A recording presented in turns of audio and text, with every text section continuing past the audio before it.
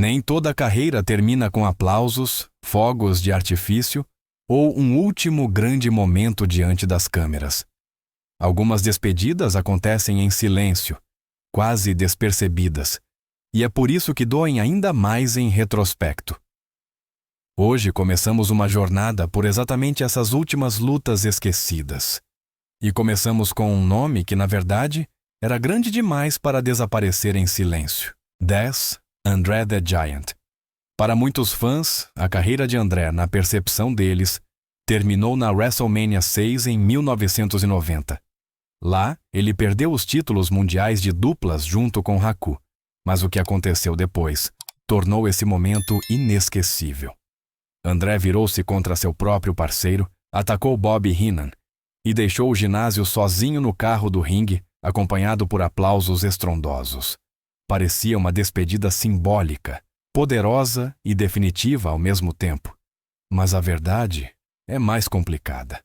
Embora esta tenha sido a última luta de André transmitida pela WWE na televisão, ele subiu ao ringue mais de 100 vezes depois disso. A maioria dessas aparições ocorreu longe dos holofotes da WWE no Japão, na All Japan Pro Wrestling. Lá, André frequentemente se apresentava ao lado de Giant Baba, sem grandes enredos, sem câmeras semanais, mas com a mesma presença monumental que o tornou imortal. Sua última luta real aconteceu em 4 de dezembro de 1992, em Tóquio, diante de cerca de 16 mil espectadores. Uma luta de duplas de 6 homens, sem ritual de despedida, sem um último olhar para trás. Um gigante que lentamente desapareceu da luz mais brilhante e encerrou seu capítulo, onde quase ninguém estava olhando. Não é exatamente esse silêncio que torna sua despedida tão triste? 9. Ted DiBiase. Para muitos fãs de longa data, a carreira de Ted DiBiase parecia terminar silenciosamente já no verão de 1993. No SummerSlam, o $1 Million Man perdeu para Razor Ramon. Pouco depois, a Money Inc. se desfez e DiBiase desapareceu quase completamente do cenário da WWE. Quando ele apareceu no Royal Rumble de 1994, apenas como comentarista, a maioria presumiu que seu tempo no ringue havia terminado definitivamente. Mas DiBiase nunca foi alguém que simplesmente desaparecia sem determinar o próprio fim mais uma vez. Poucos dias após sua saída da WWE, ele viajou para o Japão, um lugar onde o desempenho valia mais do que a presença na televisão. Na All Japan Pro Wrestling, ele recuperou a antiga forma e se reuniu novamente com Stan Hansen. Juntos, eles até ganharam os títulos mundiais de duplas, um florescimento tardio que mostrou que DiBiase ainda estava longe de estar esgotado. No entanto, esse retorno não durou muito. Uma lesão séria no pescoço o obrigou a se retirar do prestigiado torneio Tag League. Em 15 de novembro de 1993, DiBiase disputou sua última luta em Saitama. Ao lado de Hansen, ele derrotou Abdullah the Butcher e Kamala. Sem fogos de artifício, sem despedida, apenas uma última vitória, silenciosa e controlada. Será que esse foi exatamente o final que o $1 Million Man queria? 8. Ultimate Warrior. Entre 1988 e 1991, a ascensão do Ultimate Warrior parecia um fenômeno natural. Assim que sua música soava, o clima no ginásio mudava bruscamente. Cor, energia, intensidade pura. O Warrior era mais do que apenas um lutador. Ele era um sentimento. Vitórias sobre nomes como Hulk Hogan, Randy Savage ou Rick Rude solidificaram seu status como um ícone de toda uma era. Mas tão rapidamente quanto esse fogo foi aceso, ele começou a cintilar. Após sua primeira saída da WWE em 1991, ele nunca mais alcançou a mesma altura. Suas tentativas posteriores de retorno deixaram mais pontos de interrogação do que arrepios, especialmente sua luta contra Hogan no Halloween Havoc de 1998.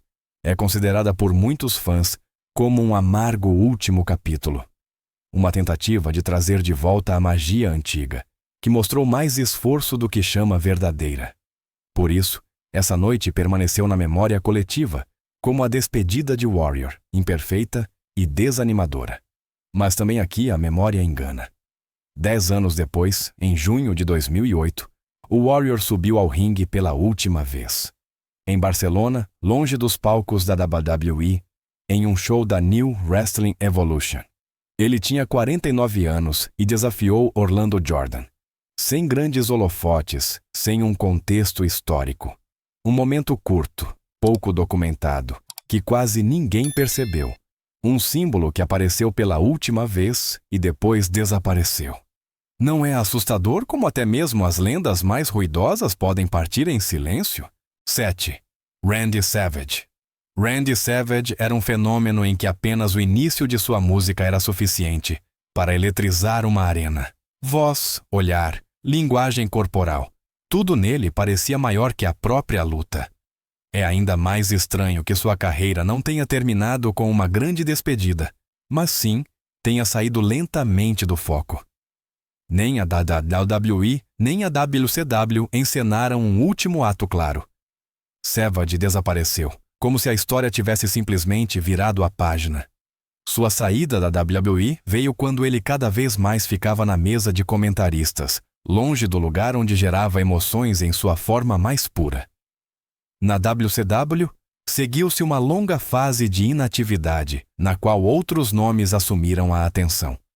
A aura ainda estava lá, mas não tinha mais espaço para brilhar. Assim, suas últimas lutas reais não pertenceram aos grandes palcos, mas a um lugar que quase ninguém esperava. Em 2004, Savage se apresentou na TNA, na época ainda uma jovem promoção. No Turning Point, ele disputou uma luta de duplas de 6 homens ao lado de AJ Styles e Jeff Hardy.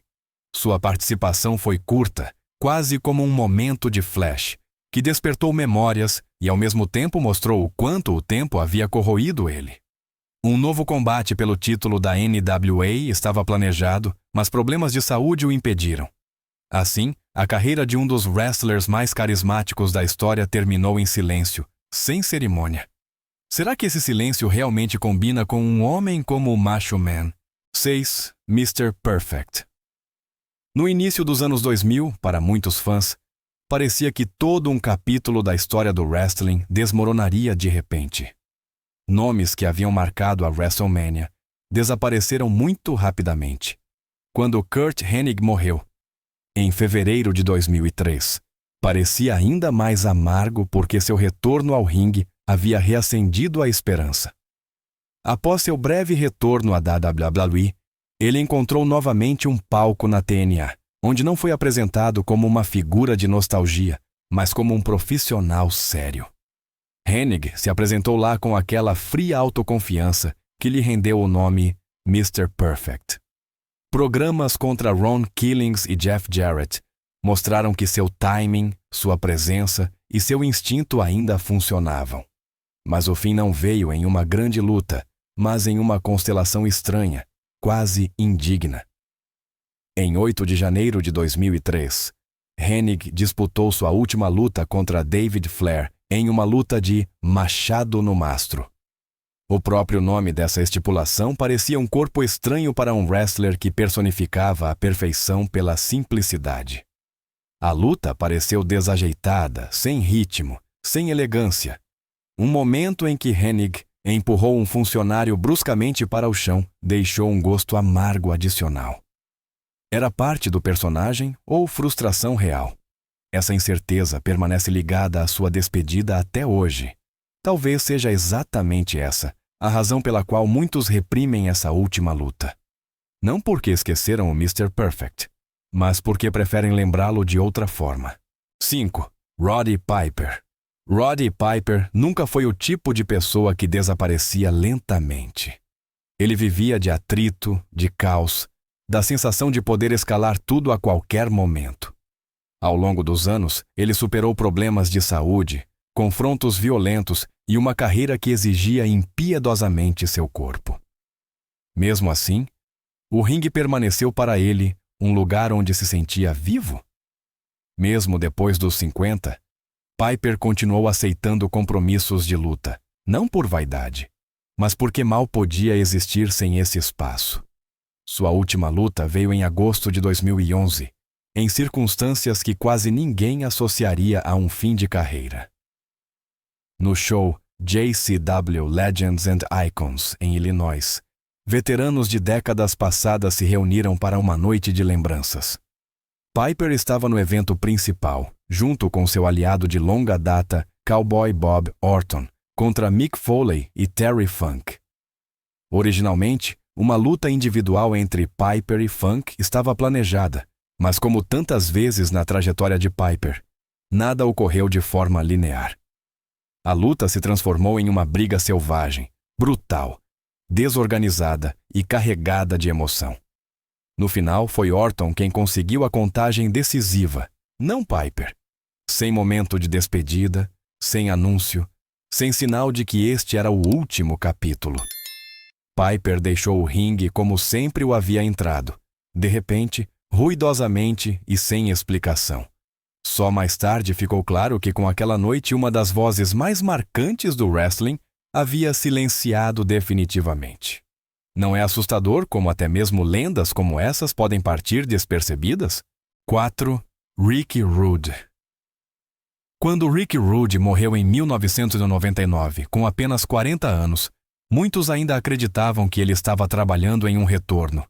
Isso combinava com sua imagem, autoconfiante, provocador, sempre como se o espaço que ele entrava lhe pertencesse. Nos anos anteriores, Rude esteve presente em todas as grandes ligas, mas geralmente fora das lutas clássicas, como enforcer, comentarista ou personalidade à margem dos acontecimentos.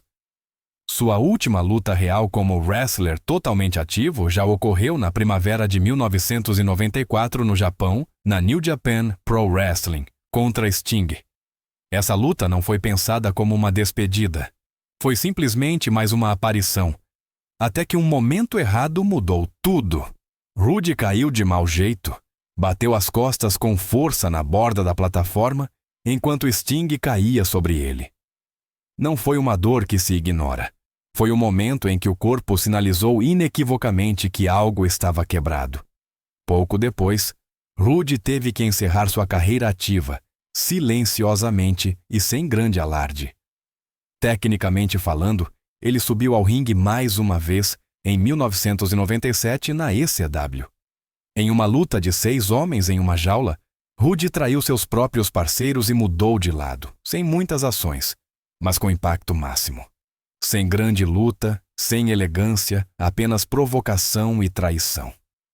Exatamente nisso residia a ironia de seu fim. A carreira de Rick Rude não terminou com um momento de glória, mas com um último toque venenoso. Não é de uma forma estranha a despedida mais adequada para alguém como ele? 3. Hulk Hogan. Nos anos 2000, Hulk Hogan ainda era considerado pela WWE uma arma segura quando se tratava de acender emoções no público. Sempre que uma noite precisava de um momento icônico, seu nome era trazido à tona. É ainda mais surpreendente que a última partida de Hogan na WWE tenha passado quase despercebida.